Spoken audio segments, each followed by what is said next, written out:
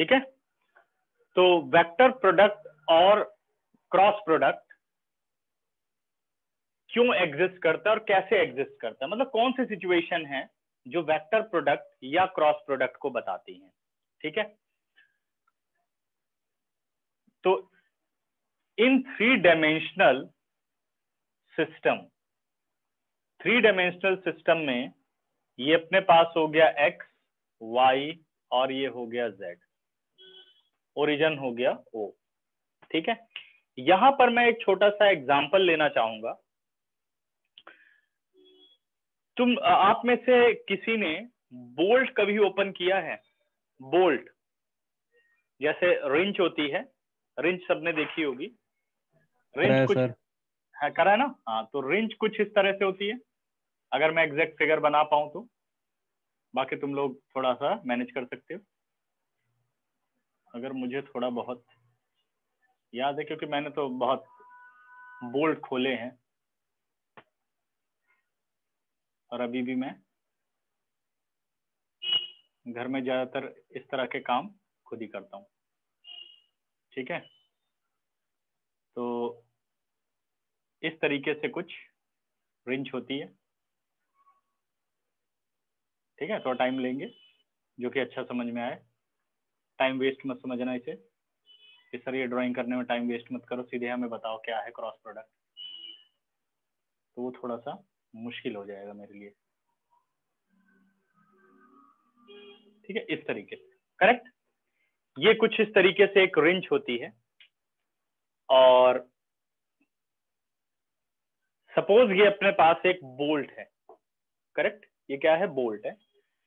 Wrench आप ऐसे bolt के ऊपर लगाते हैं, रिंच क्या किया? बोल्ट के ऊपर लगाया, और आपने बोल्ट पर फोर्स लगाई।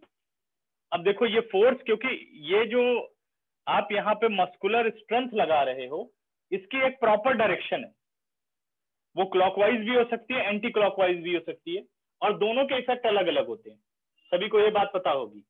ठीक है, देखिए जैसे ये बोल्ट आपने लगाया, बोल्ट पे रिंच लगाया, और आपने जैसे एंटी क्लॉकवाइज घुमाया, तो इसको कहते हैं कि ये बोल्ट ओपन हो रहा है। दुनिया में आप कोई भी बोल्ट देख लो, एंटी क्लॉकवाइज पर वो खुलता है, ये ध्यान देना आप लोग। तो यानी अगर आप डायरेक्शन एंटी क्लॉकवाइज रखते हुए मस्कुलर स्ट्रेंथ लगाते हो इस तरीके से, तो बोल्ट ओपन होना शुरू होता है। ध्यान देना बच्चों, बोल्ट ओपन होना शुरू होता है।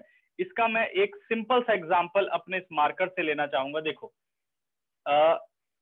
एक मिनट, ये खैर बोल्ट नहीं है, वैसे टाइट हो गया काफी सर्दी में। हाँ, तो मैं आपको ओपन करके दिखाता, ये देखिए। लेकिन इसमें जो ओपनिंग है ना इसकी, ये इस तरीके से अगर हम बोल्ट को लें, ये ऐसे, तो ये बोल्ट नहीं है, ये प्लास्टिक है, इसलिए थोड़ा इस डायरेक्शन में फर्क पड़ रहा है। तो इसको समझने की कोशिश करो। जैसे अगर मैं यहाँ पर डायरेक्शन को क्लॉकवाइज रख रहा हूं, तो आप देखो ध्यान से, ये बाहर आ रहा है। देखना ध्यान से बच्चों, ये देखिए, और आया और खुल गया, ये देखो, सही है। और अगर मैं एंटी क्लॉकवाइज कर रहा हूं, तो ये बोल्ट की डायरेक्शन जो है वो अलग हो गई, वो अंदर की तरफ जा रहा है। ठीक है, ध्यान देना। तो अगर जब हम एक बोल्ट पर एंटी क्लॉकवाइज फोर्स लगाते हैं ऐसे, तो देखो फोर्स तो हम ऐसे लगा रहे हैं, बट उसका इफेक्ट कहां आ रहा है? उसका इफेक्ट परपेंडिकुलरली आ रहा है। जो आपने दो डायरेक्शन चूज की, एक डायरेक्शन इधर, एक इधर है और एक इधर है, आप लगा रहे हो from this vector to that vector, और इफेक्ट कहां आ रहा है? एक परपेंडिकुलर वेक्टर बाहर आ रहा है, एक परपेंडिकुलर वेक्टर बाहर आ रहा है। जो आपने फोर्स लगाया, उसका इफेक्ट एक ऐसा वेक्टर है जो इन दोनों वेक्टर पर परपेंडिकुलर है। समझ गए? तो इसको हम कहते हैं, इस सिचुएशन को हम कहते हैं क्रॉस प्रोडक्ट। करेक्ट। ये सिचुएशन जहां भी आप एग्जिस्ट करो, चाहे आप कार के जैक को ही देख लो, आप फोर्स कैसे लगाते हो? फोर्स ऐसे लगाते हो, और जैक कैसे होता है? जैक ऊपर उठता है। तो जो आप फोर्स लगाने की जो आपकी डायरेक्शन है, उन दोनों पर वो जो जैक होता है वो परपेंडिकुलर होता है। ठीक है, तो आपके जो फोर्स की डायरेक्शन है वो कहां से मिलती है?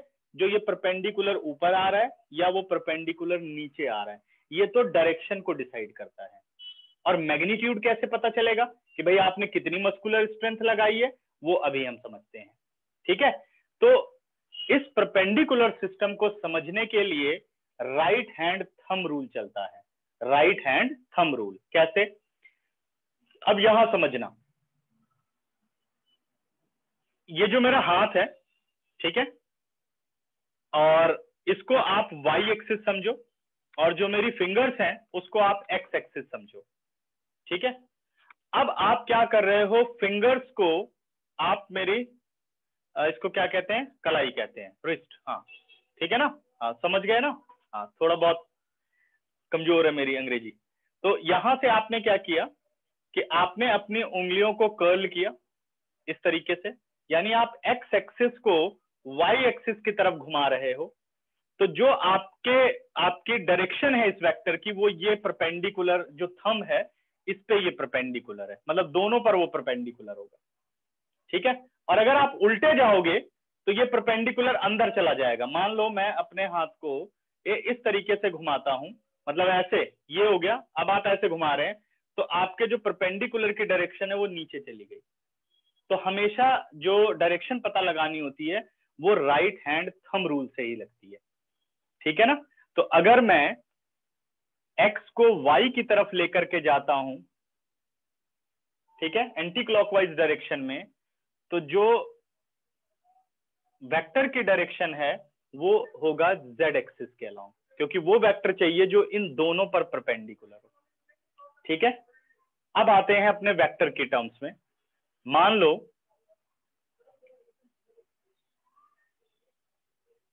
ये अपने पास है वेक्टर ए जो कि एक नॉन जीरो वेक्टर है, ये है वेक्टर बी, ठीक है, और हम रोटेट करवाते हैं वेक्टर ए को वेक्टर बी की तरफ। तो there is a perpendicular on both the vector, दिख रहा है कुछ बेटा? और this vector is denoted as n cap, that is a unit vector which is perpendicular to both the vector। यहां से तो डायरेक्शन मिलती है। और अगर आप B से A की तरफ आओगे तो n का रिवर्स यानी माइनस n कैप होगा। यहां से हमें क्या मिलता है, n कैप और माइनस n कैप हमें डायरेक्शन बताती हैं, ठीक है। और जो मैग्नीट्यूड होता है, magnitude is area of the parallelogram form bye these two vector. कैसे? जैसे आपका ये वेक्टर ए है, इसी के पैरेलल एक वेक्टर आपने बनाना है इक्वल और पैरेलल, जो कि वेक्टर बी के हेड से मिलता हो, और वेक्टर बी के इक्वल और पैरेलल आपको एक वेक्टर फॉर्म करना है इस तरीके से, ठीक है। तो अब जो आपके पास ये एक पैरेललोग्राम बना, इसका जो एरिया है वही आपके पास होता है a cross B magnitude, A cross B magnitude. अगर मुझे इस पैरेललोग्राम का एरिया निकालना हो, सपोज मैं ये कह दूं पी क्यू आर एस, ठीक है।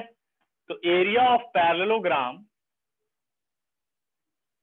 थोड़ा सा हम टॉपिक से थोड़ा भटक गए हैं, लेकिन पहले मैं इस बात को क्लियर कर दूं, फिर मैं क्रॉस प्रोडक्ट पे आ रहा हूं बच्चों, ठीक है, थोड़ा समझ लो।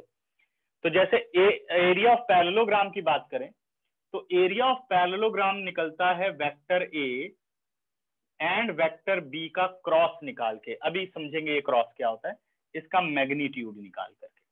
अब मैग्नीट्यूड तो पता चल गया, अब अगर इसमें आपको डायरेक्शन मिल जाए तब ये वेक्टर क्वांटिटी बनेगी, यानी एरिया ऑफ जो पैरेललोग्राम है वो वेक्टर क्वांटिटी तो नहीं है, लेकिन हमने ये पढ़ा है कि जो वेक्टर प्रोडक्ट और क्रॉस प्रोडक्ट है वो वेक्टर क्वांटिटी होती है, ठीक है। स्केलर तो हम डॉट प्रोडक्ट को पढ़ चुके हैं, क्लियर। अब पहले समझते हैं कि भाई क्रॉस प्रोडक्ट है क्या। पहले मैं इसकी डेफिनेशन लिख दूं, फिर ये चीज तुम लोग समझ जाओगे। इसको इरेज कर रहा हूं बच्चों।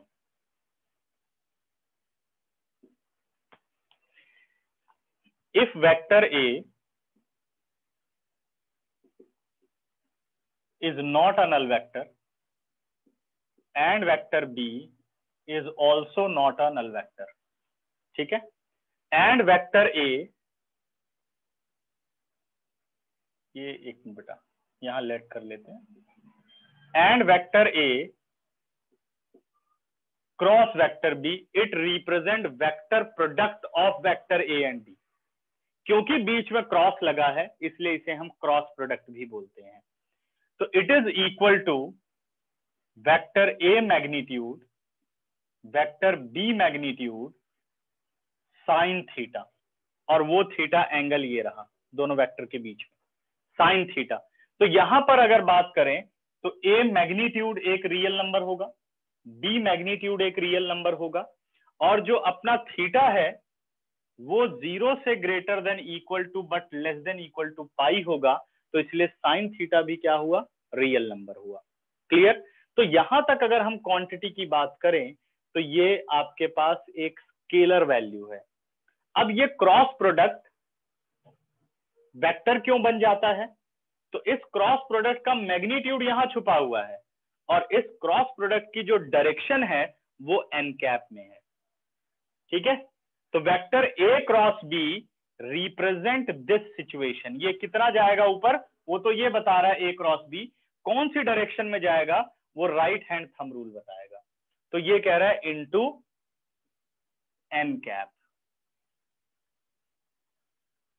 अब देखो n cap is a unit vector which is perpendicular to both the vector. ठीक है? डायरेक्शन तो पता चल गई।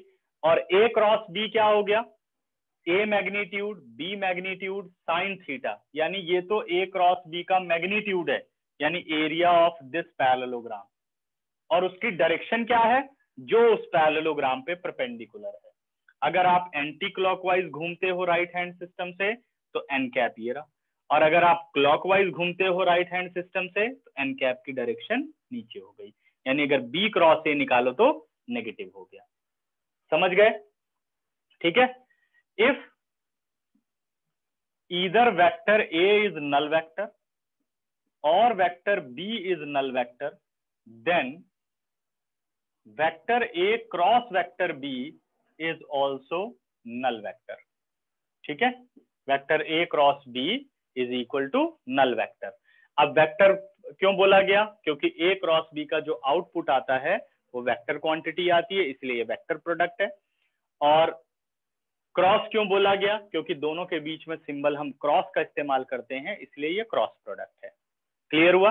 अगर अब हम बात करें कि ए क्रॉस बी मैग्नीट्यूड क्या होगा, A cross B magnitude is equal to A magnitude B magnitude and sine theta.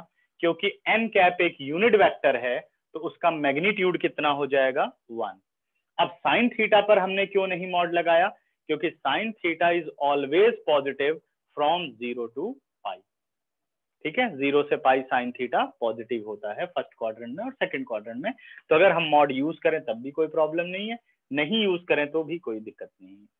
Clear है? तो ए क्रॉस बी मॉड ये हुआ। अब ये पूछा जाए ये ज्योमेट्रिकली क्या है, it is area of the parallelogram. और अगर आपको इसकी डायरेक्शन लेनी है तो find a perpendicular which is perpendicular to the parallelogram और बोथ द वेक्टर। ठीक है? अब 10 सेकंड देता हूं, ध्यान से अपने दिमाग में जो जो मैंने बातें बोली उसको समझो, और जो क्वेश्चन दिमाग में आपके बनता है वो पूछो, तब हम आगे चलेंगे। पहले हम डेफिनेशन पर ही डिस्कशन कर लें। ठीक है? चलो बच्चों,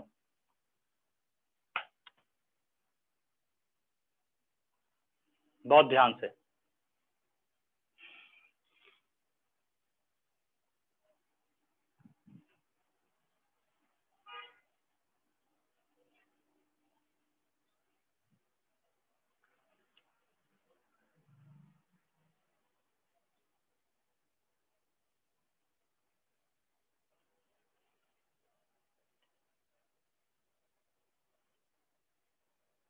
चलो बच्चों पूछिए। साइन थीटा का, साइन थीटा का एन कैप नहीं है बेटे, ये पूरी जो क्वांटिटी है ये एन कैप से मल्टीप्लाई है, ये पूरी क्वांटिटी एन कैप से मल्टीप्लाई है, क्योंकि आपको ए क्रॉस बी जो प्रोडक्ट मिलता है वो वेक्टर क्वांटिटी मिलती है। अब ये वेक्टर क्वांटिटी क्यों मिलती है, क्योंकि हमें वो कंडीशन चाहिए होती है जो इन दोनों वेक्टर पर परपेंडिकुलर हो। वो बताओ क्या है? तो वो परपेंडिकुलर क्या होता है कि जैसे आप ए से बी मूव कर रहे हो, ठीक है, अब राइट हैंड थंब रूल का हमेशा इस्तेमाल करना चाहिए कि अगर आप ए से बी मूव, और ये याद रखो कि ये आपके पास X axis, Y axis, Z axis, अगर ऊपर जाएगा तो जेड एक्सिस और नीचे जाएगा तो माइनस जेड एक्सिस, यानी अगर ऊपर जाएगा तो डायरेक्शन पॉजिटिव होनी चाहिए और नीचे की तरफ जाएगा तो डायरेक्शन नेगेटिव होनी चाहिए, दोनों को मिला लेना है, ठीक है, थंब रूल और कार्टेशियन स्पेस को। अब जैसे मान लीजिए ए से बी है तो ये आपका वाई एक्सिस है, ये आपका एक्स एक्सिस है, ठीक है। अब आपने क्या किया कि अपनी उंगलियों को हथेली इसके रिस्ट की तरफ आपने किया, तो अब आपका अंगूठा देखो किधर है, ऊपर की तरफ है, सही है। तो इसका मतलब जो एन कैप है वो पॉजिटिव होना चाहिए, अलोंग पॉजिटिव जेड है, ठीक है। अब मैं उल्टा करता हूं, उल्टे का मतलब ये है कि आपको एक्स से वाई की तरफ आना है, तो आप ऐसे जाएंगे, ये आपका एक्स है, ये आपका वाई है, आपने उल्टा घुमाया है। अब देखिए आपका अंगूठा कहाँ है, नीचे है, नीचे का मतलब जेड नेगेटिव की तरफ है। तो अब जो आपका यूनिट वेक्टर होगा यानी डायरेक्शन होगी वो माइनस एन कैप होगी, ठीक है। थीटा 0 से पाई क्यों है, 0 से पाई, देखिए मैक्सिमम जो लिंक है आपका, या तो ये पूरा 0 हो सकता है, ओके, और अगर आप पूरा घुमा दो तो पाई का मतलब जो आपका वेक्टर बी है उसी का नेगेटिव है वेक्टर ए, इससे ज्यादा कोई रिलेशन दो वेक्टर के अंदर नहीं होता। 0 का मतलब पैरेलल हुआ और पाई का मतलब ये हुआ कि उसका नेगेटिव हो गया, इसलिए थीटा 0 to पाई। समझ गए सर? डॉट प्रोडक्ट में कॉस थीटा क्यों है? और हाँ, ये जो क्वेश्चन आपने पूछा कि डॉट प्रोडक्ट में कॉस थीटा क्यों है और इसमें साइन थीटा क्यों है, ये सिर्फ और सिर्फ बेटा क्योंकि ये प्रैक्टिकल सिचुएशन को जस्टिफाई करते हैं, तो इसलिए आपको इन्हें लेना ही पड़ेगा। तो मतलब जिसने बनाया उसने ये लिखा, और ये हर प्रैक्टिकल सिचुएशन में साइन और कॉस बनते हैं, इस वजह से ऐसा होता है, ठीक है। और जैसे अगर हम बात करें कि भाई स्लोप में टेन थीटा ही क्यों लिखा गया, तो टेन थीटा क्या है, प्रैक्टिकली वो हर सिचुएशन को वेरीफाई करता है कि भाई स्लोप 45 डिग्री पर ज्यादा होता है, ठीक है, और 90 डिग्री पर नॉट डिफाइंड होता है। तो ये क्या हुआ, ये इसलिए लिए गए क्योंकि ये अपनी प्रैक्टिकल हर प्रॉब्लम को सॉल्व कर रहे थे, इसलिए इन्हें लिया गया, ठीक है, समझ गए। अब जैसे ये कहा जाए कि 9.8 मीटर पर सेकंड स्क्वायर ही क्यों रखा गया, करेक्ट, अगर इस पे हम बात करें तो ये तो एक उन्होंने मेजरमेंट रख दी, आज जो भी उसकी मेजरमेंट रखते वही लेना होता आपको। अब वो प्रैक्टिकली हर बात को जस्टिफाई करता है, इसलिए वो रख लिया गया, ठीक है ना। तो इसलिए ये बातें, ओके, ठीक है, दोनों को समझ में आ गया? यश और केशव डन, बढ़े आगे, ठीक है। तो वो वाली बात आपको ध्यान रखनी कि डायरेक्शन कैसे पता चलेगा, राइट हैंड थंब रूल से जब भी आप करेंगे, तो जब भी आप राइट हैंड थंब रूल बनाएंगे तो आपको ध्यान रखना है कि आपको ये याद रखना है कि अगर आप इस तरीके से बनाते हैं तो आपका जेड यहाँ पे है, थंब यानी पॉजिटिव की तरफ है, अगर आप इस तरीके से लेते हैं तो आपका जो थंब है वो नेगेटिव ऑफ जेड एक्सिस की तरफ है, यानी n cap minus N cap है, ठीक है ना, और फिर हमने घुमा देना है, ओके, समझ गए। और बाकी इतना ज्यादा कुछ प्रैक्टिकल इसमें नहीं है कि बहुत ज्यादा प्रैक्टिकल जाए, तो फिजिक्स वगैरह में होगा कि रेंज को भाई इतनी बार हमने रोटेट किया तो कितना बाहर बोल्ट आ जाएगा, वैसे उतनी तरह के मतलब कॉम्प्लेक्स क्वेश्चन इसमें नहीं है। आपको सीधे अभी हम पहुंच जाएंगे अलजेब्रा पर, कंपोनेंट फॉर्म पर, ये तो बस उसकी बेसिक ज्योमेट्री है, क्लियर। और ये सब मैंने इसलिए क्लियर किया है कि कई बार वो पूछ लेता है what is the area of the parallelogram form by vector A and vector B, ठीक है, तो वो आप एरिया ऑफ पैरेललोग्राम समझ सको कि ज्योमेट्री क्या होती है, कि क्रॉस प्रोडक्ट निकाल के उसका मैग्नीट्यूड निकाल दिया, ठीक है, समझ गए। तो अब आ जाते हैं ऑब्जर्वेशंस पर। तो ऑब्जर्वेशन मैं एक साथ लिखना चाहता हूं, पहले तुम लोग इसका स्क्रीनशॉट ले लो, फिर हम ऑब्जर्वेशन पर डिस्कशन करते हैं, ठीक है।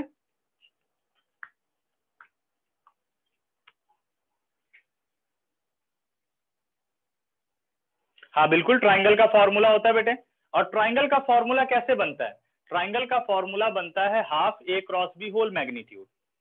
वो इसलिए बनाया गया है क्योंकि वो, लेकिन इसका नहीं है, अगर जो पैरेललोग्राम की थ्योरम होती है, diagonals of a parallelogram divide it into two equal area triangle. अब देखो आप एस और क्यू को मिला दो तो ये क्या कहलाई, एक ट्राइंगल कहलाई। अब ये पैरेललोग्राम का वो आधा हो जाएगा फॉर्मूला, हाफ ए क्रॉस बी होल मैग्नीट्यूड। सही हूं मैं यश?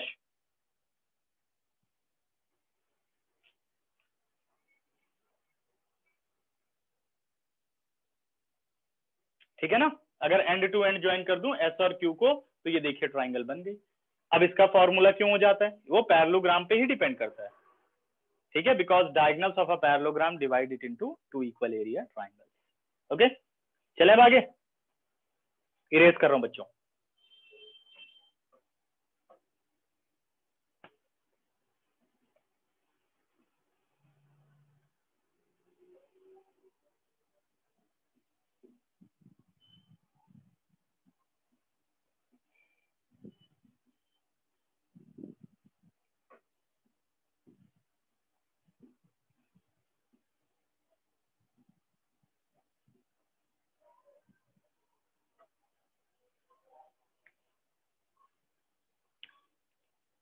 अब आते हैं हम ऑब्जर्वेशन पर, और इसमें डॉट प्रोडक्ट से ज्यादा ऑब्जर्वेशन है। ठीक है, ध्यान से देखना, बीच बीच में मैं डेरिवेशन भी करता रहूंगा।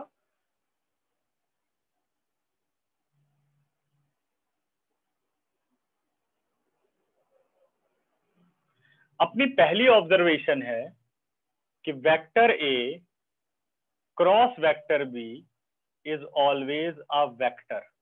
ये क्या होती है, हमेशा वेक्टर क्वांटिटी होती है। तो ये हमेशा याद रखना है कि वेक्टर प्रोडक्ट करने के बाद जो आंसर आए उस पे एरो आपको जरूर लगाना है, अगर वो कंपोनेंट फॉर्म नहीं है तो। क्लियर है? जैसे कई बार ए क्रॉस बी हम करते हैं और आंसर 0 आ जाता है तो हम उस पे एरो लगाना भूल जाते हैं। तो हमें यहाँ नल वेक्टर 0 के ऊपर एरो जरूर लगाना है, नहीं तो हाफ मार्क्स हमारे चले जाएंगे। और डॉट प्रोडक्ट में अगर गलती से 0 के ऊपर लगा दिया तो आधे नंबर चले जाएंगे। तो इन दोनों बातों का बहुत ही खास ध्यान रखना चाहिए कि कहां कब एरो लगाना है, कब एरो नहीं लगाना है। ठीक है, ऐसा बेटा कह सकते हैं मल्टीप्लीकेशन, लेकिन यहां आप देखो इस क्रॉस की ज्योमेट्री अलग है, तो इसलिए A multiply by B word नहीं यूज करते हैं, क्योंकि यहाँ पर प्रोडक्ट दो तरीके से है। ए डॉट से है तो ए डॉट बी बोलते हैं, क्रॉस से है तो ए क्रॉस बी, क्योंकि दोनों के ज्योमेट्रिकल मीनिंग अलग हैं, दोनों के आउटपुट अलग हैं, दोनों की एप्लीकेशन अलग है। तो इसलिए मल्टीप्लीकेशन वर्ड यूज करना ठीक नहीं रहेगा। अपने लिए याद कर सकते हैं भाई मल्टीप्लाई कर रहे हैं, ठीक है। बाकी वैसे आदत डालो कि क्रॉस कर रहे हैं और डॉट कर रहे हैं, ठीक है। ओके, सेकंड बेटा, if vector A is not a null vector and vector B is also not a null vector, but vector A cross vector B is null vector। ठीक है, it is possible only when angle between A and B is 0। तो दो vector A और B के बीच में 0 का मतलब क्या है, या तो वो दोनों वेक्टर पैरेलल हैं या कोइंसाइडिंग है, ओवरलैपिंग है। तो यहां हम वर्ड यूज करते हैं either the vectors are parallel और कोलिनियर। ठीक है, then vector A and vector B are parallel vector और कोलिनियर। ध्यान रखना है। अब देखो कोलिनियर वेक्टर प्रूफ करने का एक और अपने पास मेथड आ गया कि भाई ए क्रॉस बी निकाला, नल वेक्टर आ गया, the given vectors are collinear vector. Okay, ठीक है। तो रिजल्ट कहता है vector A cross vector B is equal to null vector if and only if vector A is parallel with vector B. ठीक है, अब इससे एक डेफिनेट रिजल्ट निकलता है, ये तो हमने बना लिया कि what is the relation between vector A cross vector ए। एक वेक्टर अगर खुद के साथ क्रॉस प्रोडक्ट लगाए तो क्या आंसर मिलेगा, तो आपको आंसर मिलेगा नल वेक्टर, क्योंकि ए और ए के बीच में एंगल कितना हो गया, 0 हो गया। तो इसलिए क्रॉस प्रोडक्ट करने के बाद आंसर कितना आ गया, नल वेक्टर आ गया। ये ध्यान रखना बच्चों, ठीक है।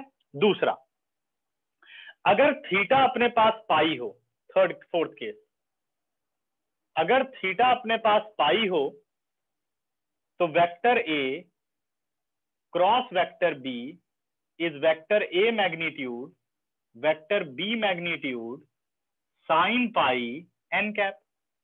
अब साइन पाई की वैल्यू क्या होती है बच्चों? साइन पाई की वैल्यू होती है 0। तो this implies vector A cross B is equal to null vector. इसका रिजल्ट तो आ गया 0, 0 into N cap null vector. ठीक है, इस केस में भी 0 हो सकता है अगर पाई हो तो। अब ये सोचो भाई पाई बनेगा कब? तो क्या मैं इसे पैरेलल लिख दूं? पहले ये तो सोचो, क्या इसे मैं पैरेलल लिख दूं? बिल्कुल लिख सकता हूं, पैरेलल भी कोलिनियर भी। लेकिन स्पेशली ये किस केस में आता है? स्पेशली ये आता है वेक्टर ए क्रॉस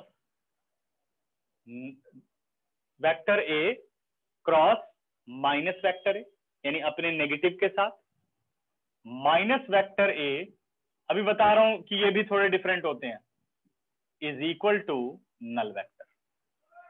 अगर एक वेक्टर खुद के नेगेटिव के साथ मल्टीप्लाई होगा तो उसका आउटपुट भी क्या आएगा? नल वेक्टर आएगा। क्लियर है? उसका आउटपुट कितना आएगा बच्चों? उसका आउटपुट आएगा नल वेक्टर। ठीक है, अब मैं आ रहा हूं अपने फिफ्थ केस पर।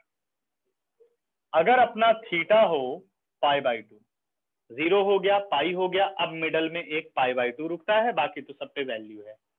π/2 पर आते हैं, vector A cross vector B is equal to A magnitude B magnitude sine π/2 into N cap. This implies vector A cross B is equal to A magnitude B magnitude sine π/2 1 हो गया into N cap. Clear? अब यहीं पे हम रुक जाते हैं और इससे रिलेटेड हम और रिजल्ट पर काम करते हैं। सिक्स्थ पर आइए। ये अपने पास हो गया rectangular system X Y Z और ये हो गया origin. I cap is a unit vector along X axis, सभी को याद होगा। J cap is a unit vector along Y axis and k cap is a unit vector along z axis, I j k बन गया। ठीक है, अब पहले रिजल्ट पर आओ कि दो वेक्टर अगर सेम है तो वो क्या होते हैं? Null vector. इसका मतलब i cap cross i cap is equal to null vector, j cap cross j cap null vector और k cap cross k cap is equal to null vector. समझ गए सभी? Correct? I cross i null vector, j cross j null vector, k cross k null vector. ठीक है, next situation, ये पहली हो गई बेटा। दूसरी सिचुएशन, अब परपेंडिकुलर पर मैं आना शुरू कर रहा हूं। परपेंडिकुलर पर ध्यान देना, एक्स एक्सिस यानी आई कैप से हम मूव कर रहे हैं टूवर्ड्स जे कैप, यानी मैं निकालना चाहता हूं I cross J, I cap cross J cap. What is the output? It is I cap magnitude J cap magnitude sine I और जे के बीच में कौन सा एंगल है? π/2। अब आपका एम किस डायरेक्शन में होगा? Towards positive of Z axis और नेगेटिव ऑफ जेड एक्सिस। सभी अपने आंसर फटाफट मैसेज बॉक्स में लिखो। अगर मैं आई से जे की तरफ मूव करता हूं तो जो अपना एन कैप है वो जेड एक्सिस पॉजिटिव के अलॉन्ग आएगा या नेगेटिव के अलॉन्ग आएगा? फास्ट बेटा। ओके, गुड नवीन, शाबाश ऋतिक, वेरी गुड लक्ष्य। ठीक है, शाबाश, सभी को ये बातें क्लियर है, वेरी गुड। तो वही एक बार फिर से कर लेते हैं। ठीक है, और ये आपने टर्न किया पॉजिटिव जेड एक्सिस। अब जेड एक्सिस के along unit vector n cap होना चाहिए, तो वो एन कैप कौन रिप्रेजेंट कर रहा है? वो के कैप रिप्रेजेंट कर रहा है। तो ये आ गया आपका आई कैप जे कैप साइन 90 के कैप। एन कैप की जगह क्या आ गया? के कैप। आई कैप का मैग्नीट्यूड 1, जे कैप का magnitude 1, sine pi by 2 1 into K cap. इसका मतलब I cross J is equal to K. एक मैंने डराइव कर दिया। अब बाकी पर आइए। अब बात करते हैं बच्चों आई क्रॉस जे, फिर आते हैं जे क्रॉस के। ध्यान देना, जे क्रॉस के, जे कैप क्रॉस के कैप।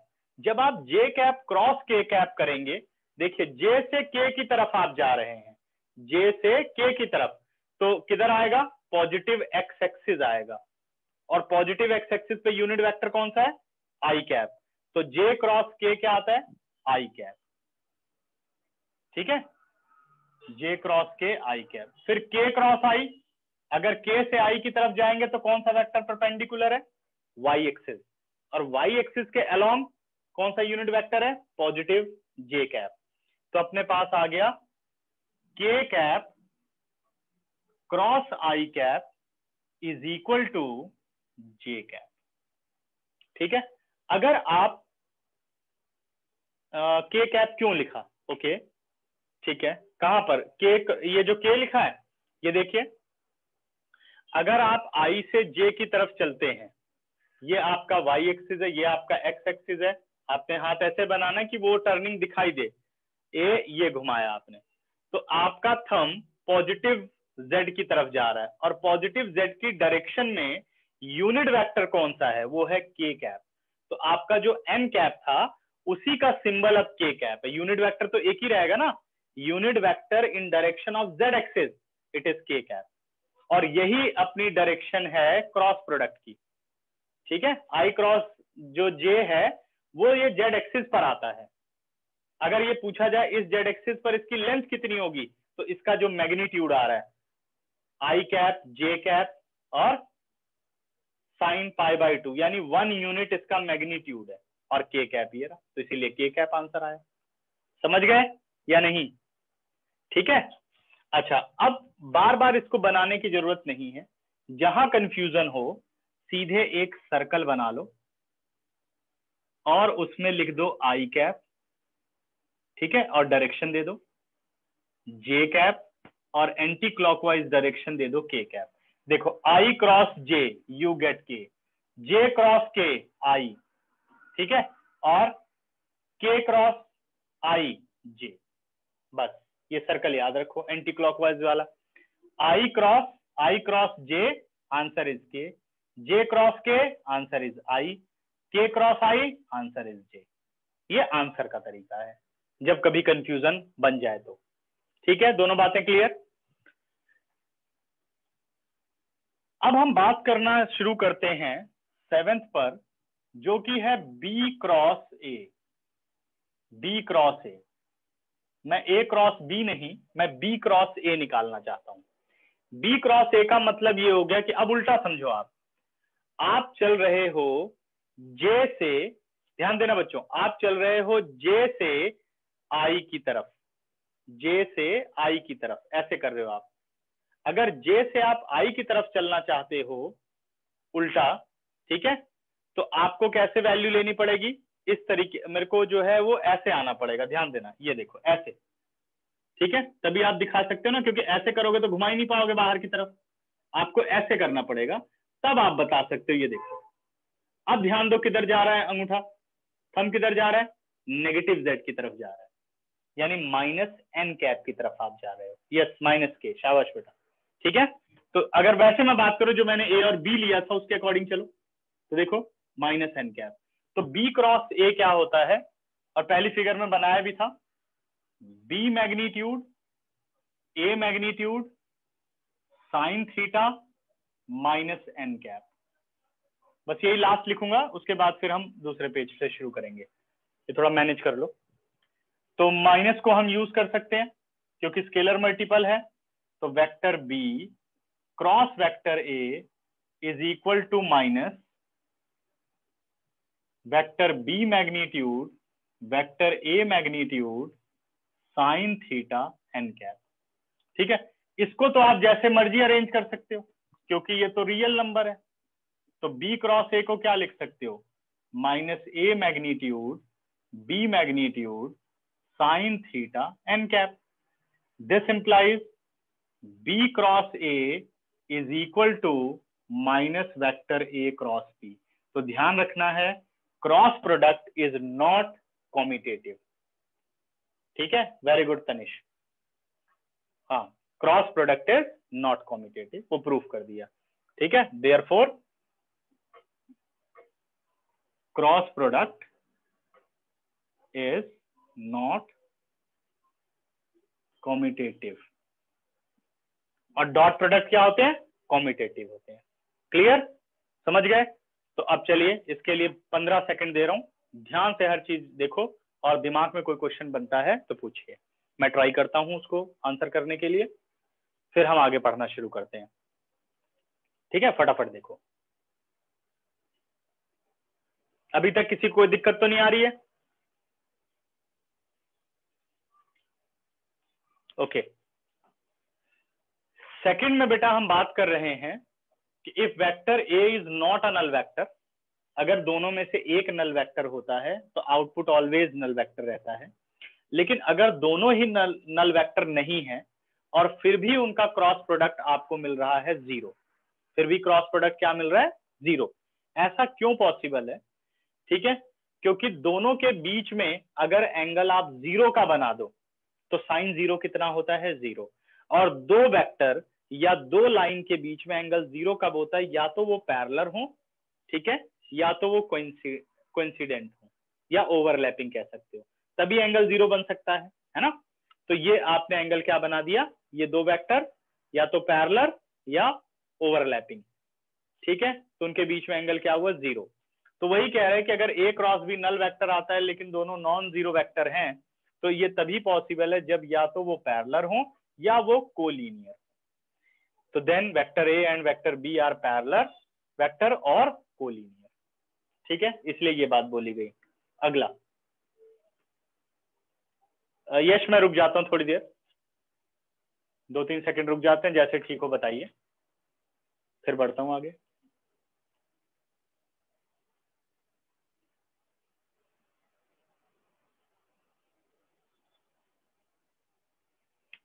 ठीक है, अब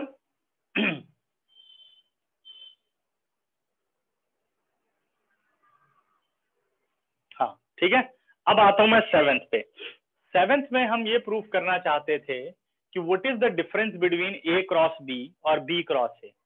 क्या ये सेम है? जैसे A dot B is equal to B dot A, तो हमने क्या देखा कि जब आप बी क्रॉस से निकालने चल रहे हो तो इसका मतलब आप, ये सपोज बी है, बी से ए की तरफ आप आ रहे हो, बी से ए की तरफ आप आ रहे हो, तो कैसे शो करोगे? अब ध्यान देना, ये मेरा बायां हाथ है, ठीक है। अब इसे आप इससे आप वो रूल नहीं फॉलो कर सकते। हमें कौन सा रूल चाहिए? राइट हैंड थंब रूल, ठीक है। और ये ध्यान रखना है कि ऐसा नहीं कि कोई लेफ्टी हो और वो कहे नहीं सर मेरा तो यही राइट हैंड है, उसके लिए रूल नहीं है, लेना उसको राइट हैंड ही पड़ेगा।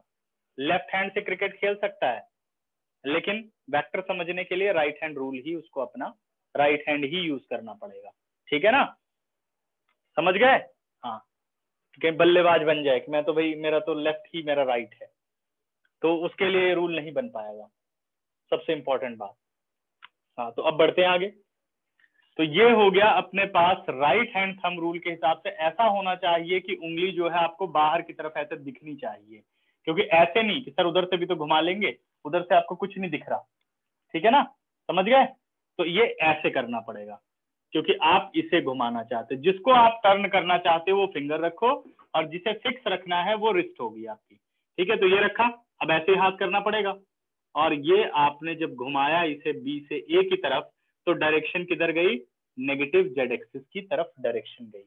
किधर गई? नेगेटिव जेड एक्सिस की तरफ। नेगेटिव जेड एक्सिस का मतलब माइनस एन कैप।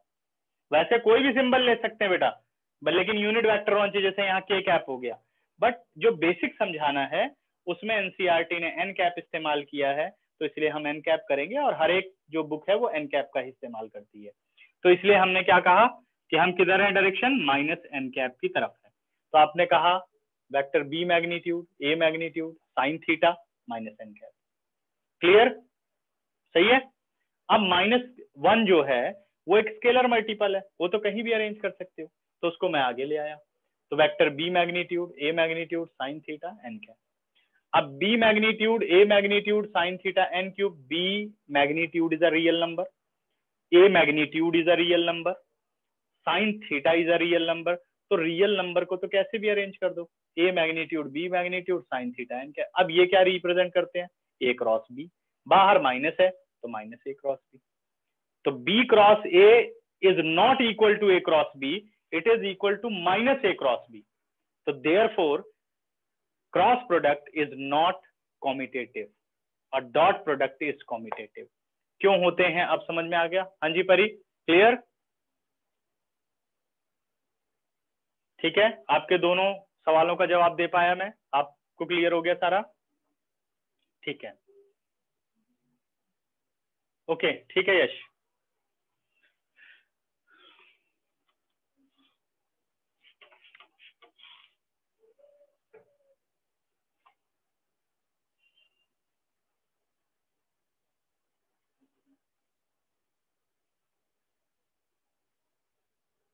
तो बच्चों स्क्रीनशॉट ले लो, फिर मैं इसे इरेज करता हूं, ठीक है? और किसी को कुछ पूछना हो तो पूछ लीजिए। ठीक है केशव, आप भी रिज्वाइन करो, मैं 3-4 मिनट का टाइम देता हूं सबको, जिसको जिसको प्रॉब्लम आ रही है रिज्वाइन करो, फिर मैं उसे एडमिट करता हूं, ठीक है? चलिए।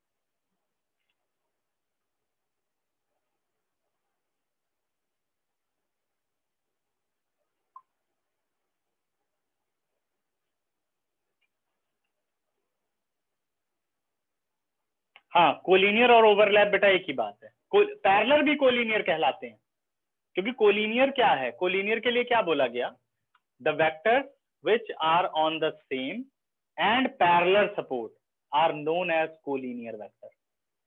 कोलिनियर पॉइंट और कोलिनियर वेक्टर में कंफ्यूजन नहीं क्रिएट करना किसी को, ठीक है? समझ गए? इरेज कर रहा हूं बच्चों। अभी मैं जो कॉम्यूटेटिविटी है उस पार्ट को एज इट इज रखूंगा, और सर्कल वाला जो पार्ट हम कर रहे हैं वो भी हम एज इट इज रखेंगे, ये ध्यान रखना भी आप, ठीक है? अब मैं आ रहा हूं अपने ऑब्जर्वेशन नंबर 8 पर। अगर हम ये तो देख चुके हैं कि जैसे ए क्रॉस बी जब आप करते हो या बी क्रॉस ए करो तो वो नेगेटिव है दूसरे का, ठीक है? जैसे हमने निकाला बेटे आई क्रॉस जे, अब मुझे निकालना है जे कैप क्रॉस आई कैप, यानी अब मैं जे से आई की तरफ चल रहा हूं, जे से आई की तरफ चल रहा हूं। फिर वही सिस्टम देखिए, जे से आई की तरफ आप चल रहे हैं, जब जे से आई की तरफ चल रहे हैं तो आप क्लॉकवाइज चल रहे हैं, और डायरेक्शन किधर है, नेगेटिव ऑफ जेड एक्सिस है। नेगेटिव ऑफ जेड एक्सिस का मतलब है माइनस के कैप की बात हो रही है। अगर पॉजिटिव की तरफ के है 1 यूनिट तो नेगेटिव की तरफ माइनस के है 1 यूनिट, ठीक है? तो J cap cross I cap it is minus K cap. Shortcut, आप हमेशा एंटी क्लॉकवाइज वाला ही बनाओ, और अगर आपको निकालना है जे क्रॉस आई, आप चल रहे हो यानी clock, J cross I, then answer is minus K. Okay, then answer is minus K, practically मैंने बता दिया, ठीक है? इसी तरह से अगर आप निकाल रहे हैं के कैप क्रॉस जे कैप, के कैप क्रॉस जे कैप, तो आंसर क्या होना चाहिए, minus i cap, it is equal to minus i cap.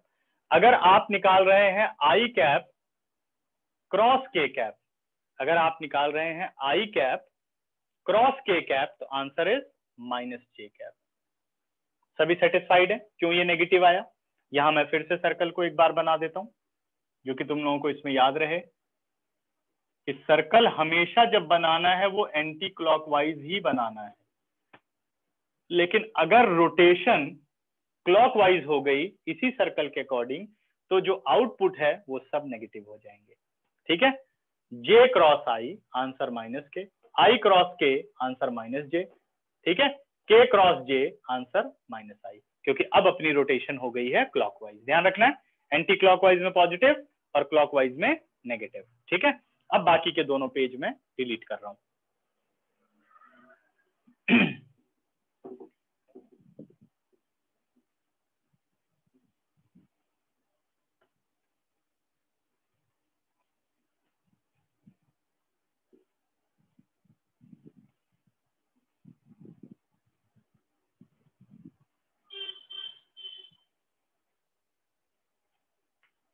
9th,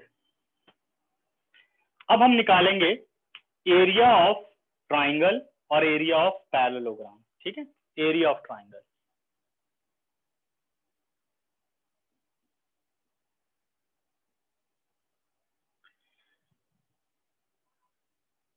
if two sides of triangle are given in vector form, जैसे ABC अपने पास एक triangle है, आपको ये दे दिया गया वेक्टर A और ये दे दिया गया आपको वेक्टर B, कह रहा है इस ट्राइंगल का एरिया क्या होगा।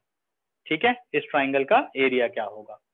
अब क्या करना है आपको, ये डेरिवेशन कर रहा हूं, पेपर में कोई डेरिवेशन नहीं आती है बट आना चाहिए, मैं चाहता हूं सब कुछ तुम लोगों को आए, जितना मुझे आता है मैं कोशिश करूंगा सिखाने की।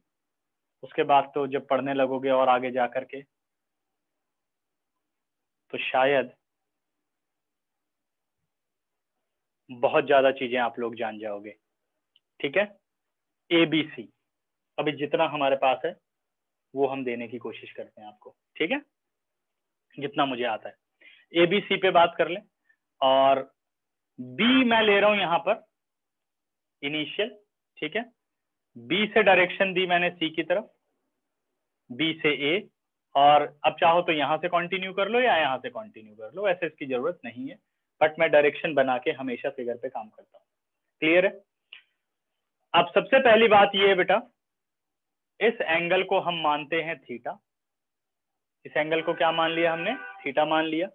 अगर मुझे एरिया ऑफ ट्राइंगल ABC चाहिए, ध्यान देना, एरिया ऑफ ट्राइंगल ABC चाहिए अकॉर्डिंग टू मेंसुरेशन, तो it is half base BC into altitude AM।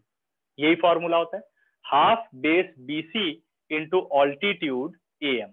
Base BC का मतलब है कि इसी बात को आप ऐसे भी लिख सकते हो, area of triangle ABC is equal to 1/2 vector BC magnitude और vector AM magnitude, vector BC magnitude और vector AM magnitude. Clear? Next, vector BC magnitude का मतलब क्या हुआ? 1/2 वेक्टर A मैग्नीट्यूड, लेकिन वेक्टर AM मैग्नीट्यूड हमें नहीं पता। अब हम AM मैग्नीट्यूड की तरफ चलेंगे। ठीक है, तो AM मैग्नीट्यूड पे ध्यान दो। In triangle AMB, in triangle AMB it is AM upon AB। ठीक है, ट्रिग्नोमेट्री के अकॉर्डिंग याद होगा सबको, पंडित बद्री प्रसाद हर हर बोले, सोना चांदी तोले, perpendicular upon hypotenuse, P/H sin theta. This implies AM as it is, और AB की अगर मैं बात करूं बेटा तो AB है vector B magnitude is equal to sin theta. This implies AM is equal to vector B magnitude sin theta. This implies AM is what? Vector AM magnitude is vector B magnitude sin theta. ठीक है, अब मैं आता हूं अपने इस result पर। This implies area of ABC is equal to half vector A magnitude, vector B magnitude और साइन थीटा। अब ध्यान देना, vector A magnitude vector B magnitude क्या था, 1/2 vector A cross B whole magnitude. This is area of ABC. समझ में आया सबको? Derivation clear?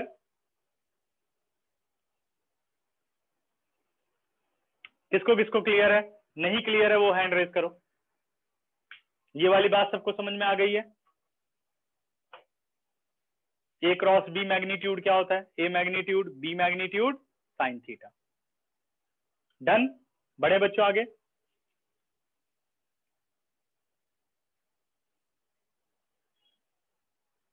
हाँ, साइन थीटा मॉड की बात अगर बेटा हम बात करें, साइन थीटा मॉड, तो थीटा क्या है? थीटा है 0 से पाई, मैक्सिमम रेंज 0 से पाई हो सकती है, और इसमें तो पाई हो ही नहीं सकती क्योंकि ट्राइंगल के तीनों एंगल का सम ही 180 होता है। सही है? और अगर मैं बात करूं ट्राइंगल ए बी एम की, अगर एक 90 आ गया तो बाकी के दोनों एंगल क्या हो गए, एक्यूट एंगल। और एक्यूट एंगल में साइन को मॉड लिखने की कोई जरूरत नहीं है, because sign is always positive in quadrant first. Clear? AM upon AB sine theta क्यों है? ओके, ठीक है सर, आपने AB साइन थीटा को A क्रॉस B क्यों लिखा है? ओके, ठीक है, ठीक है, सारे बातों का मैं आंसर देने चल रहा हूं। अब पहली बात है बेटे, 10th क्लास वाला PBP HHB sine cos tan cosec sec cot, याद है? पंडित बद्री प्रसाद हर हर भोले सोना चांदी तोले। ठीक है, था ना ये? या लेटेस्ट वाला ले लेते हैं जो आजकल ट्रेंड में है, पाकिस्तान भूखा प्यासा हिंदुस्तान हरा भरा, है ना? पाकिस्तान भूखा प्यासा हिंदुस्तान हरा भरा। तो आ गया आपके पास साइन कॉस टेन। ठीक केशव? तो हमने लिया थीटा के सामने perpendicular, perpendicular upon hypotenuse, perpendicular upon hypotenuse, तो कितना हो गया, P/H क्या बना, साइन थीटा। ये हुआ, ठीक है। अब मैं आता हूं लक्ष्य के क्वेश्चन पर। अपने पास था बेटा vector A cross vector B is vector A magnitude vector B magnitude sine theta N cap. Okay, यही था अपने पास। This implies vector A cross B magnitude, तो वेक्टर A मैग्नीट्यूड ऑलरेडी है तो मैग्नीट्यूड पे मैग्नीट्यूड नहीं लगाते, ऑलवेज पॉजिटिव, मतलब जो प्रॉब्लम क्रिएट करेगा वही मैग्नीट्यूड आएगा, मतलब जो नेगेटिव बनाएगा A क्रॉस B को। A magnitude always positive, B magnitude always positive, sine theta from 0 to pi always positive, और n कैप का मैग्नीट्यूड 1। ये रहा बेटा A magnitude B magnitude sine theta is equal to A cross B, therefore. ठीक है, clear? सबके question हो गए पूरे, या कोई डाउट किसी और को?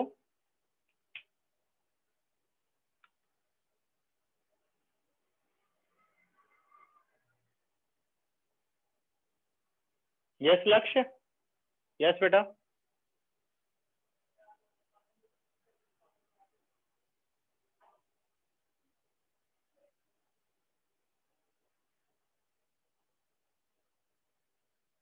देखो, इसमें दो चीजें आप कहते हैं, जो A क्रॉस B की यहां पर बात हो रही है,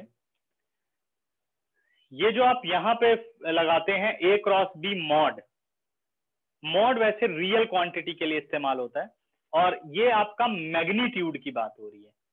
ठीक है, जब मैग्नीट्यूड की बात हो रही है तो देखिए मैग्नीट्यूड पर हम आ रहे हैं, A cross B whole magnitude, तो जो मैग्नीट्यूड होता है क्या वो कभी नेगेटिव होता है? अब चाहे उसे मैग्नीट्यूड बोलिए या मॉड बोलिए, मॉड तो सिंपल मैथमेटिक्स यूज हो रही है, लेकिन वेक्टर के केस में से मैग्नीट्यूड बोलना चाहिए, A cross B whole magnitude. ठीक है, वो कई बार हो सकता है मैं मॉड बोल देता हूं तो उसको गलती समझो, वैसे मेन ये है A cross B whole magnitude. कि भाई जो वेक्टर क्वांटिटी आई है उसका मैग्नीट्यूड निकालना है, और मैग्नीट्यूड इज ऑलवेज पॉजिटिव, या मिनिमम वो हो जाता है 0, इसलिए can be consider as mod, ये बोल सकते हैं हम। ठीक बेटा, सेकंड लास्ट स्टेप ये वाला बच्चे, या ये वाला? अच्छा ये इसकी बात कर रहे हो गया आप, ठीक है। एम आप निकाल चुके हो, ये मैं रिजल्ट दे देता हूं नंबर 1। तो फ्रॉम फर्स्ट यहां लिख देता हूं मैं, फ्रॉम फर्स्ट। अब देखिए, समझ गए?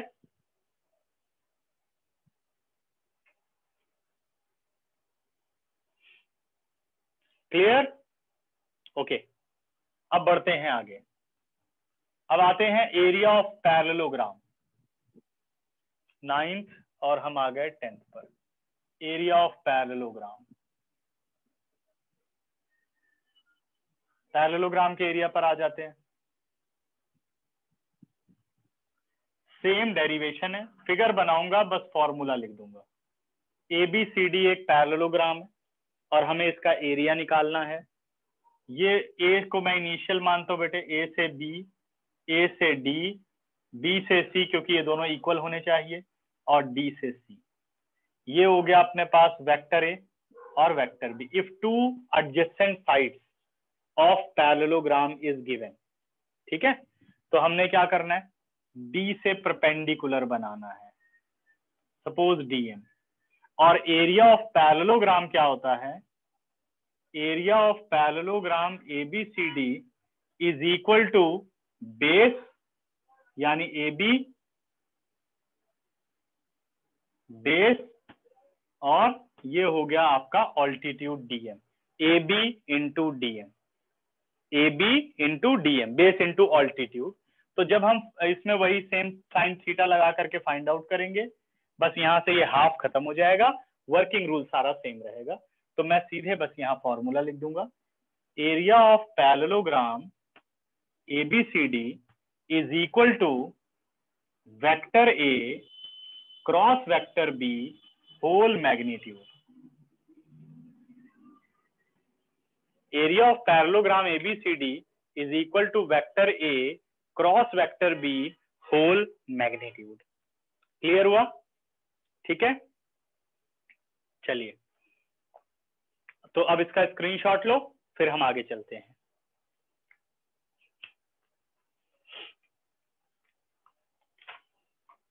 और कोई डाउट? सर आपने ट्राइंगल में डायरेक्शन सही ली है।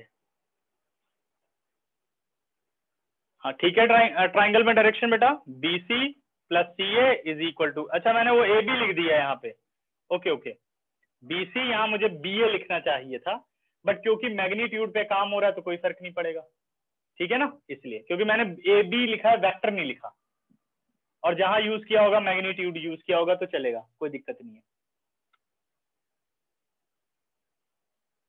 हाँ बिल्कुल ठीक है, नहीं उल्टी क्यों नहीं चाहिए AC की, मैं ऐसे जा रहा हूँ ना,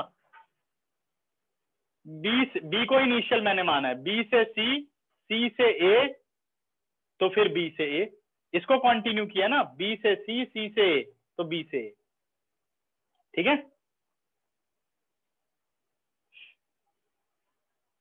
ओके, इरेज करूं या भी बच्चों कुछ दिक्कत है?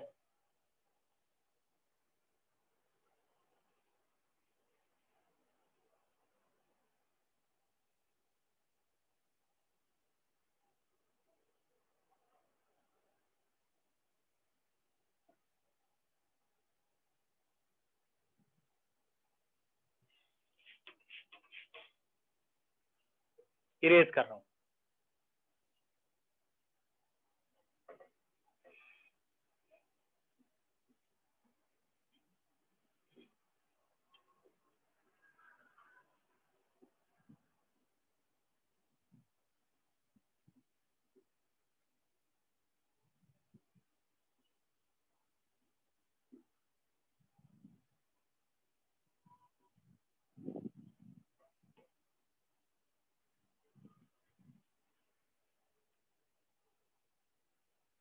डिस्ट्रीब्यूटिव लॉ पे आ रहा हूं बच्चों।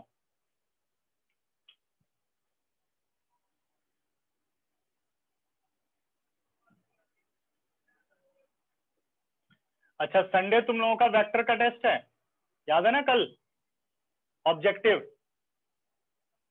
50 क्वेश्चन का टेस्ट है, 60 मिनट में करना है,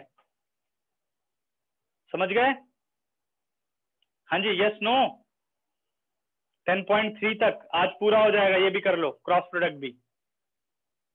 मतलब मुश्किल क्वेश्चन नहीं दिए जाएंगे क्रॉस प्रोडक्ट के, जो सिंपल अभी इवैल्यूएशन तक है, एग्जाम्पल तक वो वाले होंगे। शाम को रख लेते हैं 6 बजे, 6 से 7, ठीक है? तब तक तुम लोग, हाँ निर्मल, यस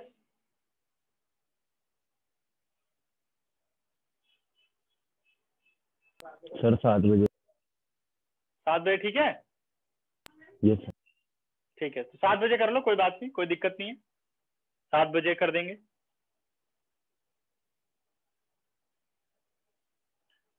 अच्छा, जिसको कोई दिक्कत है वो चलो वो 1 घंटे के बाद दे देना, अगर दिक्कत है तो, ठीक है? समझ गए? लक्ष्य बच्चे, जब भी आपको, आप जब भी लौट के आए तभी टेस्ट को दे दें, ईमानदारी से दे दें टेस्ट को बस, ठीक? बाकी हम 7 बजे फाइनल कर लेते हैं टेस्ट, 7 बजे बैठ करके, क्योंकि सभी को कोई दिक्कत नहीं है, 1-2 लोगों को दिक्कत है तो वो टाइम शेड्यूल के अगेंस्ट जा करके टेस्ट दे देना, ठीक है? चलो डिस्ट्रीब्यूटिव लॉ पे आ रहा हूं बच्चों।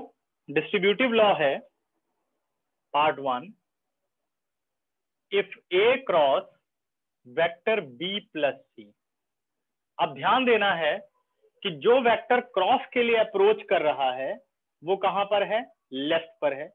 तो जब आप ब्रैकेट खोलेंगे तो ये लेफ्ट पर ही रहना चाहिए, वेक्टर ए क्रॉस बी प्लस वेक्टर ए क्रॉस सी, वेक्टर ए क्रॉस बी प्लस वेक्टर ए क्रॉस सी, लेफ्ट पर है तो लेफ्ट पर ही रहना चाहिए, ठीक है? क्योंकि आपको पता है a cross B is not equal to b cross a cross c is not equal to c cross a, ठीक है? स्केलर मल्टीपल का क्या रोल है?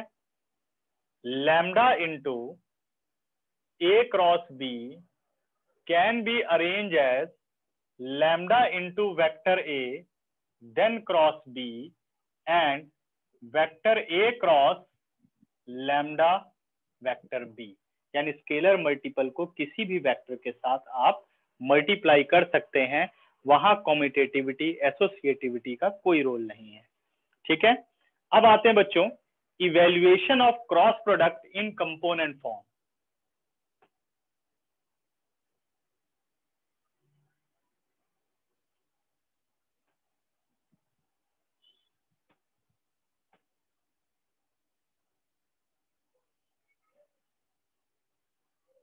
Evaluation of cross product in component form.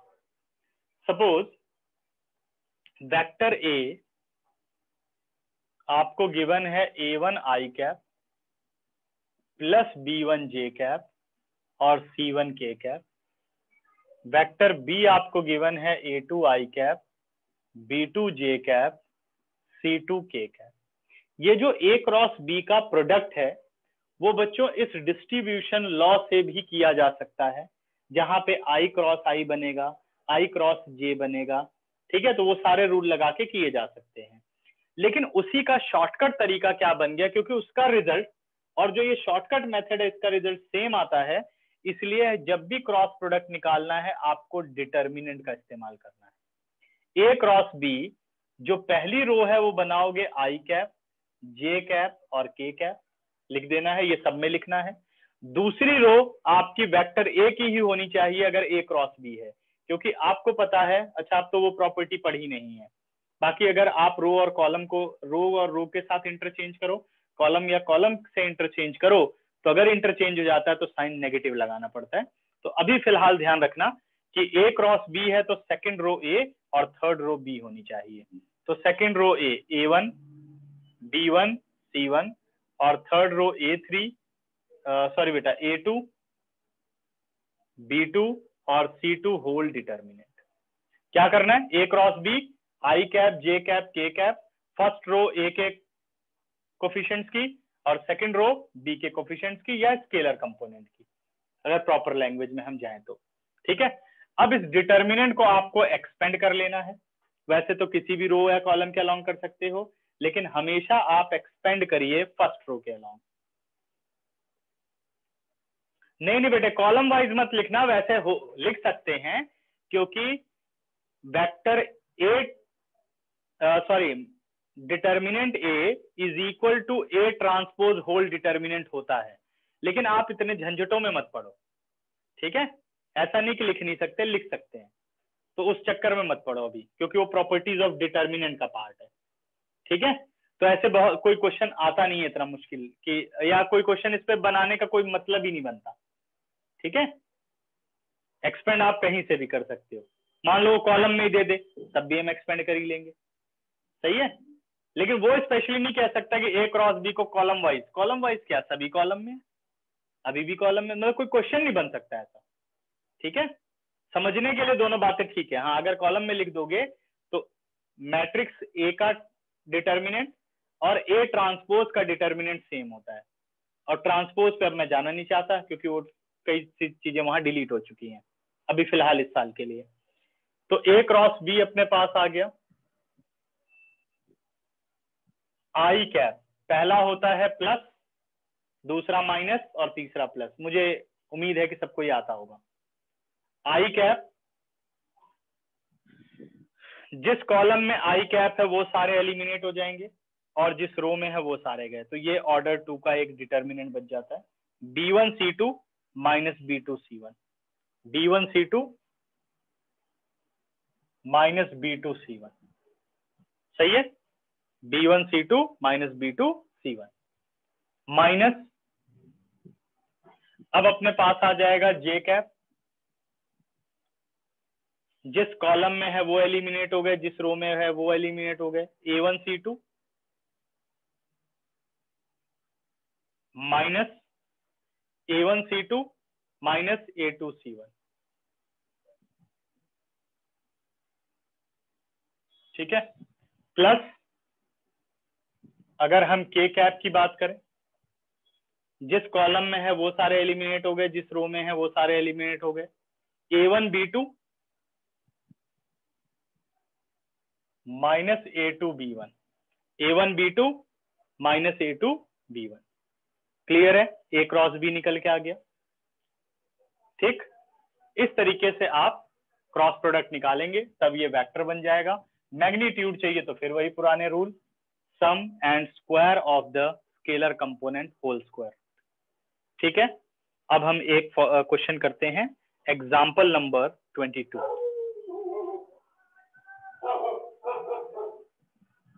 Example number 22 कहता है find vector ए cross vector B whole magnitude, यानी A cross B निकालना पड़ेगा।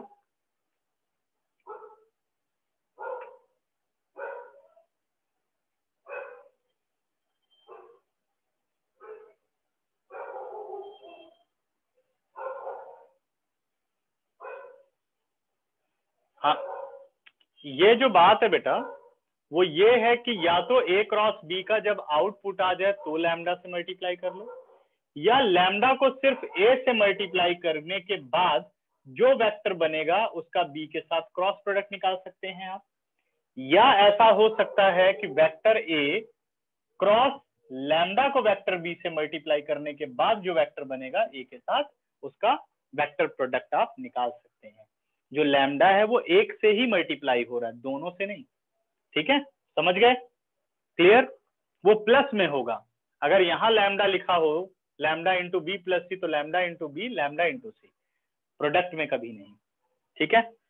अच्छा, वेक्टर ए हमें गिवन है, vector A is 2i cap plus j cap plus 3k cap, और vector B हमें गिवन है 3i cap plus 5j cap minus 2k cap, ठीक है? तो पहले हम निकालते हैं a क्रॉस b, ठीक है? वेक्टर a क्रॉस b, ये हो गया i कैप, j कैप और k कैप, ठीक है? तो अब पहला स्केलर कंपोनेंट आपको a के यूज करने, 2 1 3, 3 5 और -2 होल डिटर्मिनेंट। तो i cap into -2 -15 -j cap into -4 -9 और +k कैप इंटू 10 -3। ठीक है बच्चों, -17 आई कैप, 9 और 4 13 +13 जे cap +7 K cap. Vector A cross vector B whole magnitude is equal to -17 square +13 square +7 square. ठीक है, vector A cross vector B magnitude is equal to 17 का square कितना हो गया 289, 13 का स्क्वायर 169 और 7 का स्क्वायर 49। तो 9 और 9 18, 18 और 9 27, 4 2 6, 6 और 6 12, 12 और 8 कितना हो गया 20, 2 और 1 3, 3 और 2 कितना हो गया बेटे 5, √507, √507। ठीक है, क्लियर, इजी है। सबसे इंपॉर्टेंट एग्जांपल है एग्जांपल 23। पहले इसका स्क्रीनशॉट लो, फिर मैं एग्जांपल 23 पर आता हूं। सिद्धांत, आपकी क्लास आज नहीं होती बच्चे, आपकी क्लास MWF में होती है। क्या हो गया 10th वालों को आजकल?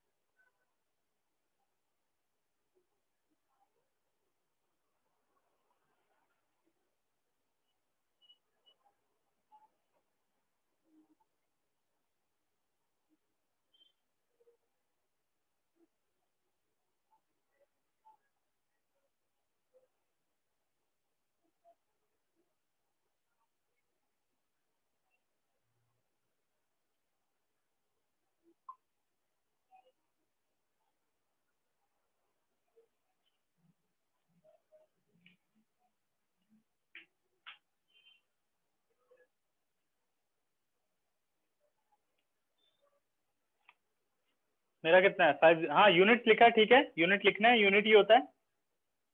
ठीक है, लिख देता हूं, लेंथ होती है ना ये। ठीक है, इरेज कर रहा हूं बच्चों।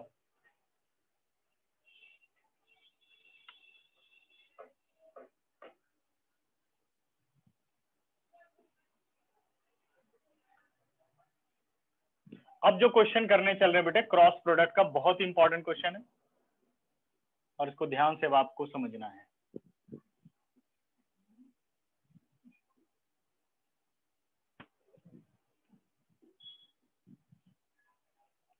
और दोनों ही यूनिट वेक्टर में डिफरेंस को समझना है। ठीक है, देखिए क्या कह रहा है।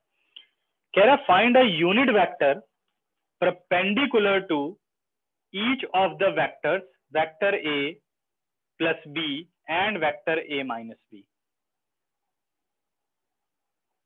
एग्जाम्पल 23 कह रहा है find a unit vector perpendicular to each of the vectors vector A plus vector B and vector A minus vector B.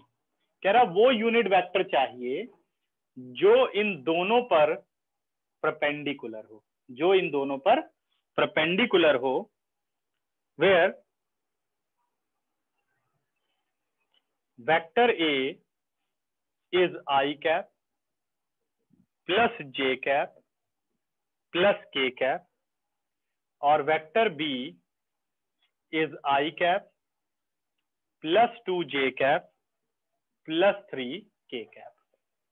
ठीक है, सबसे पहले बेटा तो ये दोनों वेक्टर आपको निकालने हैं, वेक्टर ए प्लस बी और वेक्टर ए माइनस बी। तो फाइंड आउट करते हैं, let vector C is vector A plus B. तो वेक्टर सी अपने पास कितना आ गया 2 आई कैप 3j कैप और 4k कैप। वेक्टर डी ले लेते हैं बच्चों, वेक्टर ए माइनस बी। तो वेक्टर डी की वैल्यू कितनी आ गई? वेक्टर डी हो गया a minus b, i cap minus i cap 0 i cap, j cap minus 2j cap minus j cap, k cap minus 3k cap minus 2k cap. ठीक है, आ गया। अब आपको वो वेक्टर, यूनिट वेक्टर चाहिए जो इन दोनों वेक्टर पर परपेंडिकुलर हो।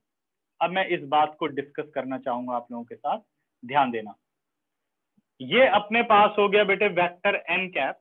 उसने ये नहीं कहा किस डायरेक्शन में होना चाहिए, कि भाई सी से डी की तरफ मूव कर रहे हैं, यानी ए प्लस बी से ए माइनस बी की तरफ मूव कर रहे हैं, या ए माइनस बी से ए प्लस बी की तरफ मूव कर रहे हैं। इसके बारे में उसने कुछ नहीं कहा है, यानी आपके पास दोनों डायरेक्शन खुली हुई हैं, किसी भी तरफ आप जा सकते हैं। तो ये आपका है सपोज वेक्टर सी और ये है आपका वेक्टर डी।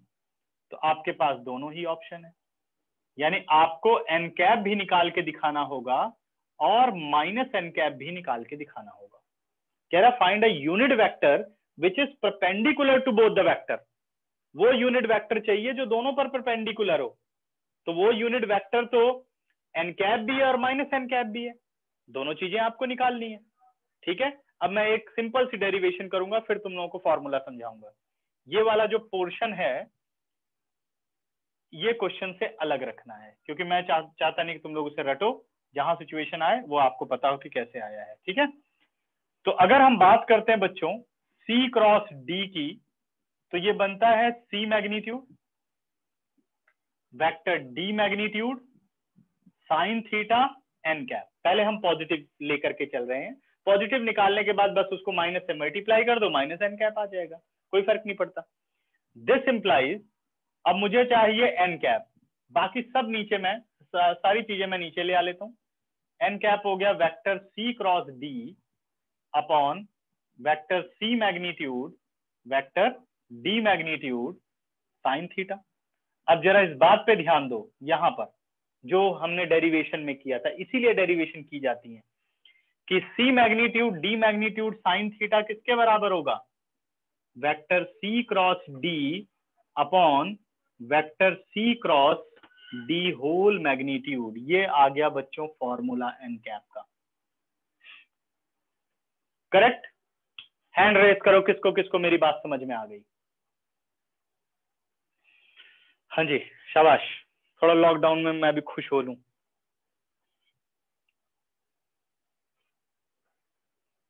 ठीक है, वेरी गुड। और दो चार नहीं चाहते खुश हो? सोच सोच के सब हाथ उठाते हैं, क्या हाथ को तकलीफ देना, आंखों को इतनी तकलीफ हो रही है ना? जल्दी जल्दी रिस्पॉन्स किया करो।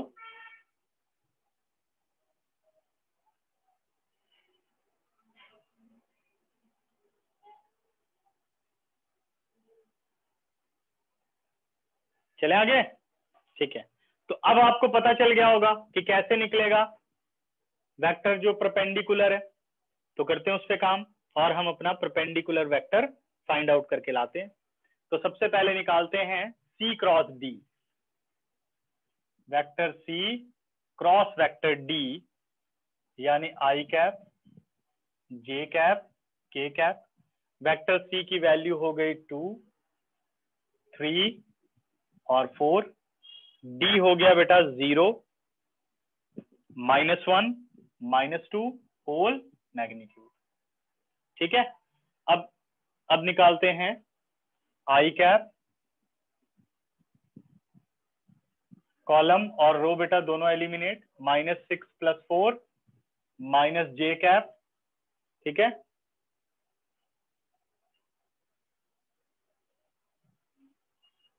उज्जवल अब हैंड डाउन कर सकते हैं बेटा, या कोई प्रॉब्लम है तो बताइए। उज्जवल चाहते हैं सर बहुत खुश रहो आप, ऑलवेज अप, है ना? क्यों भाई?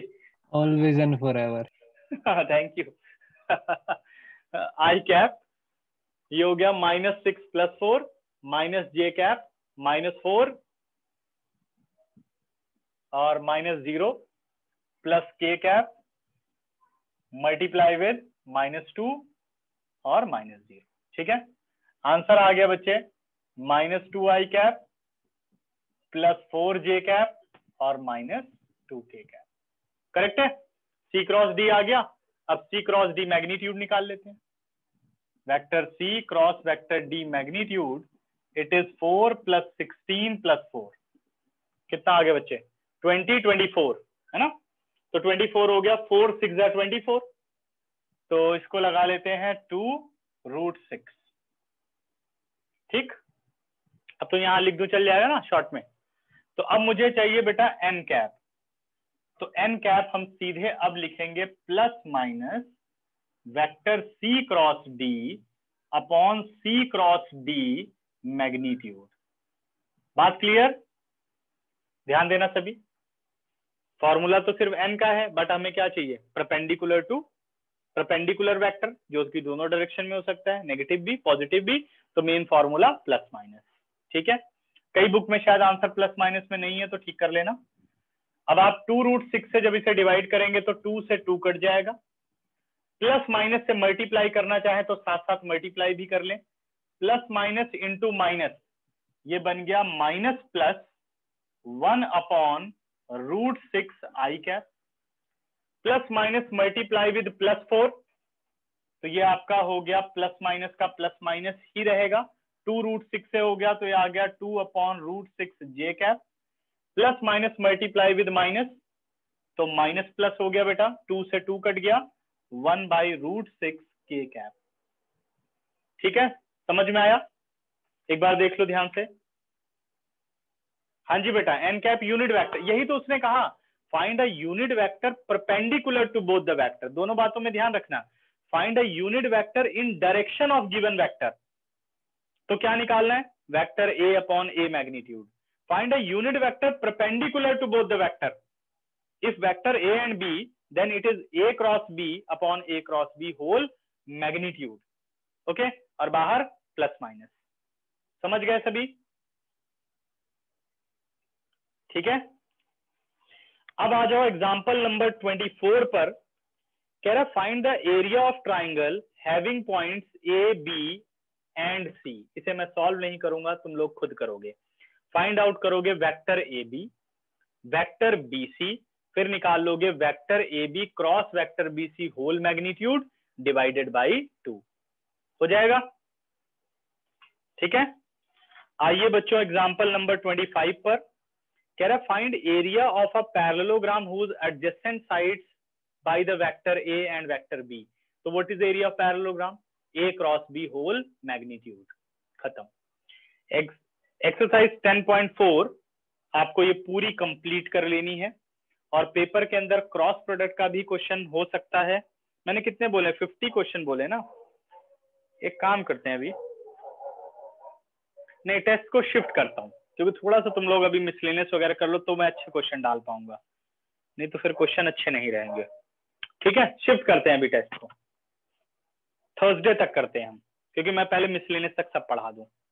ठीक, कल रहने दो टेस्ट। ओके, क्योंकि फिर अच्छे क्वेश्चन नहीं बन पाएंगे। एनसीईआरटी के सारे क्या लिखने का फायदा कुछ नहीं है। ठीक है, तो थर्सडे लेंगे टेस्ट। थर्सडे क्लास के बाद ही हम लोग टेस्ट में शुरू हो जाएंगे। ठीक है, या 10-15 मिनट का तुम लोगों को गैप दे दूंगा, उसके बाद आ जाना, फिर टेस्ट कर लेंगे। ठीक है, तो एंड करूं क्लास? इसका स्क्रीनशॉट ले लो। सब समझ में आ गया सबको? वेक्टर डन हो गया, वेक्टर सबको अच्छी तरीके से आ गया। अब जो हम चैप्टर करेंगे वो इस तरीके से करो कि बहुत ज्यादा उसकी रिवीजन तुम लोगों को ना करनी पड़े, जो कि हम मेन फोकस कैलकुलस पर कर सके। ठीक है, चलो बच्चों, बाय बाय।